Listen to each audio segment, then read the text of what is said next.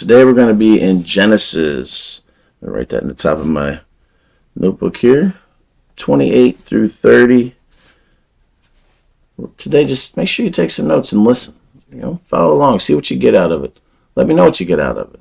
If you get anything out of it. Sometimes I don't. Sometimes I do. But it's always good to find at least something out of it. Let's see what we can do here.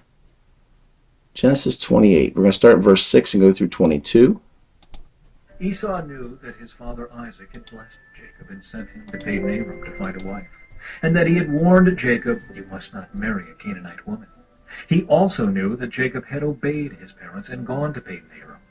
It was now very clear to Esau that his father did not like the local Canaanite women. So Esau visited his uncle Ishmael's family and married one of Ishmael's daughters in addition to the wives he already had. His new wife's name was Mahalath. She was the sister of Nebaioth and the daughter of Ishmael, Abraham's son.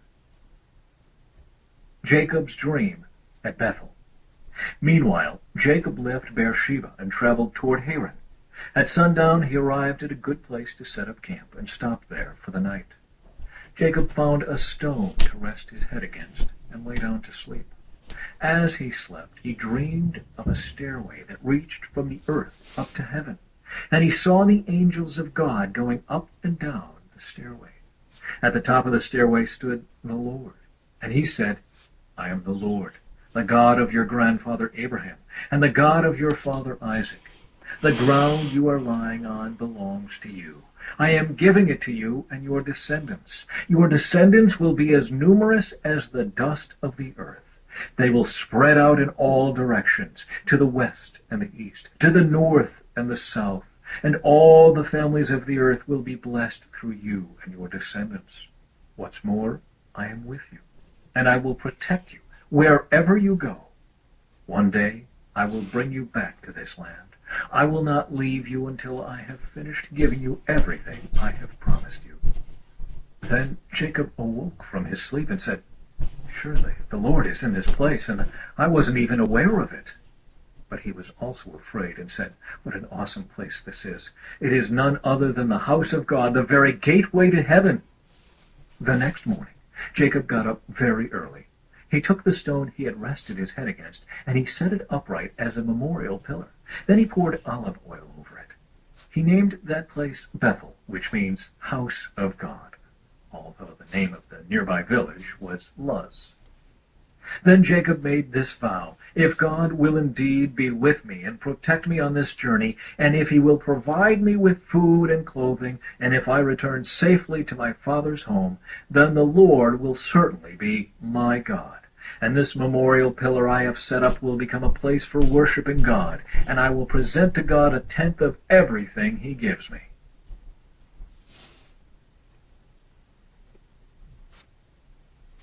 Chapter 29. Jacob arrives at Padan-Aram. Then Jacob hurried on, finally arriving in the land of the east. He saw a well in the distance. 3 flocks of sheep and goats lay in an open field beside it, waiting to be watered. But a heavy stone covered the mouth of the well. It was the custom there to wait for all the flocks to arrive before removing the stone and watering the animals. Afterward, the stone would be placed back over the mouth of the well. Jacob went over to the shepherds and asked, "Where are you from, my friends?" "We are from Haran," they answered. "Do you know a man there named Laban, the grandson of Nahor?" he asked. "Yes, we do," they replied. "Is he doing well?" Jacob asked. "Yes, he's well," they answered. "Look, here comes his daughter Rachel with the flock now." Jacob said, "Look, it's still broad daylight, too early to round up the animals. Why don't you water the sheep and goats so they can get back out to pasture?" "We can't water the animals until all the flocks have arrived," they replied. "Then the shepherds move the stone from the mouth of the well, and we water all the sheep and goats." Jacob was still talking with them when Rachel arrived with her father's flock, for she was a shepherd.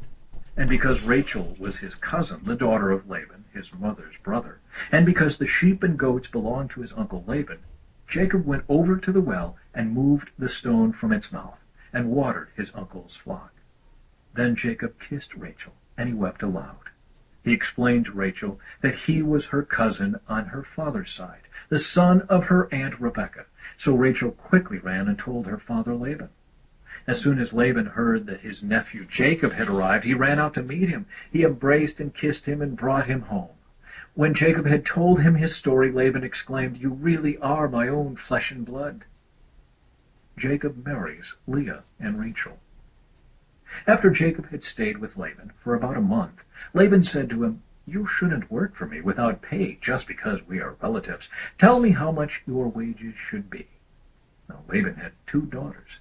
The older daughter was named Leah, and the younger one was Rachel. There was no sparkle in Leah's eyes, but Rachel had a beautiful figure and a lovely face. Since Jacob was in love with Rachel, he told her father, "I'll work for you for 7 years if you'll give me Rachel, your younger daughter, as my wife." "Agreed," Laban replied. "I'd rather give her to you than to anyone else. Stay and work with me." So Jacob worked 7 years to pay for Rachel. But his love for her was so strong that it seemed to him but a few days. Finally the time came for him to marry her. "I have fulfilled my agreement," Jacob said to Laban. "Now give me my wife so I can marry her." So Laban invited everyone in the neighborhood and prepared a wedding feast. But that night, when it was dark, Laban took Leah to Jacob, and he slept with her.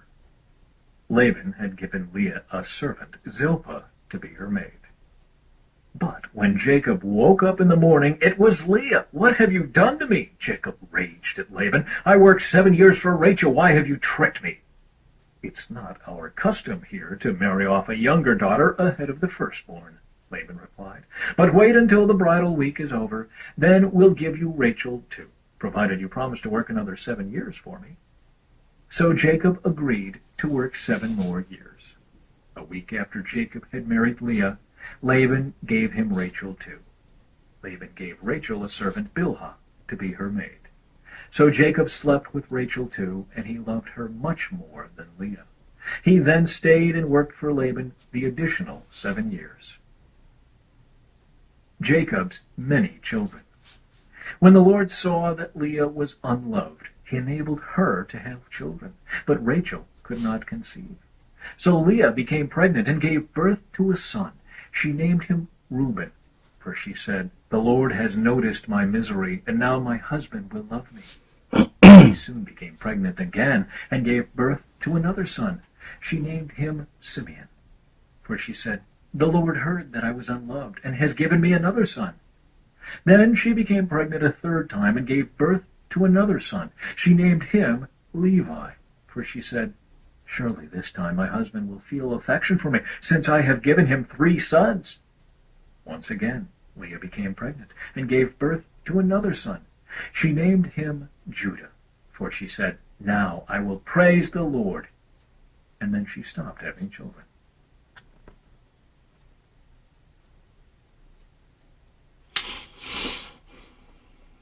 When Rachel saw that she wasn't having any children for Jacob, she became jealous of her sister. She pleaded with Jacob, "Give me children or I'll die."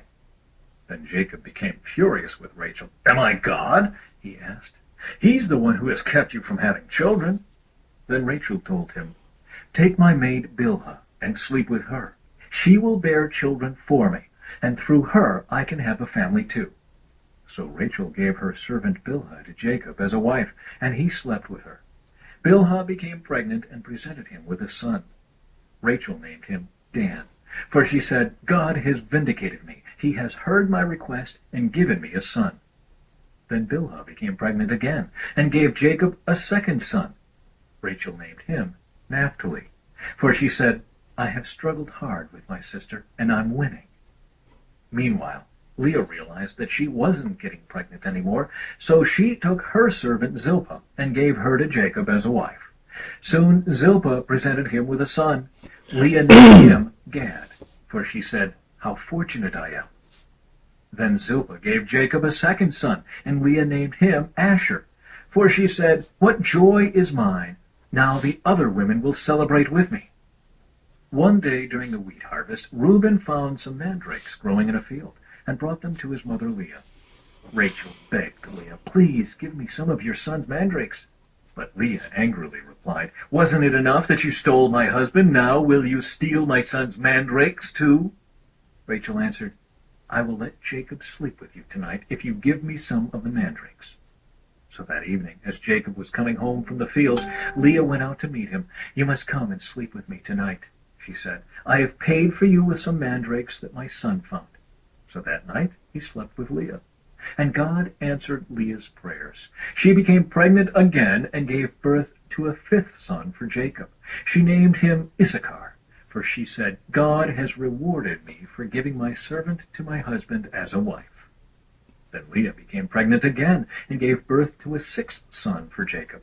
She named him Zebulun, for she said, "God has given me a good reward. Now my husband will treat me with respect, for I have given him 6 sons."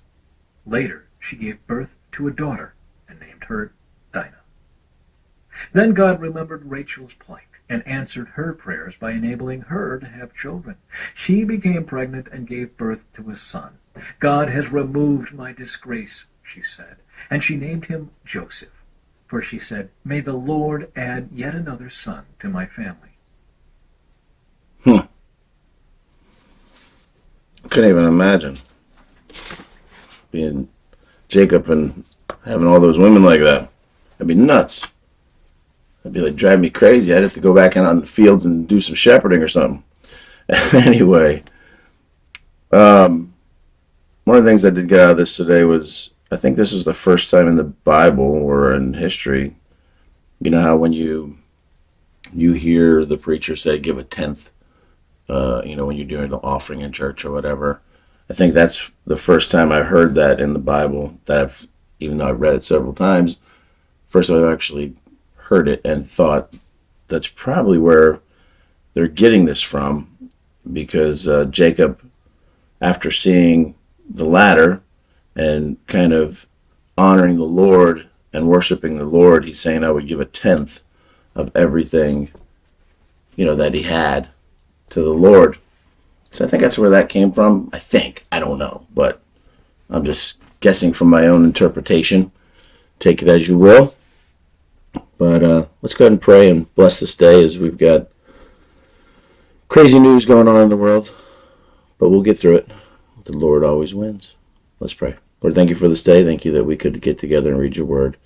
Pray that you will honor your word and bless it to us, and just pray that we can be like Jacob, and whatever you give us, we'll give a tenth back to you as an honor and a privilege and thankfulness. Again, give us a good day today. We'll come back tomorrow and read your word again. In your name, man. Have a good day. See you tomorrow.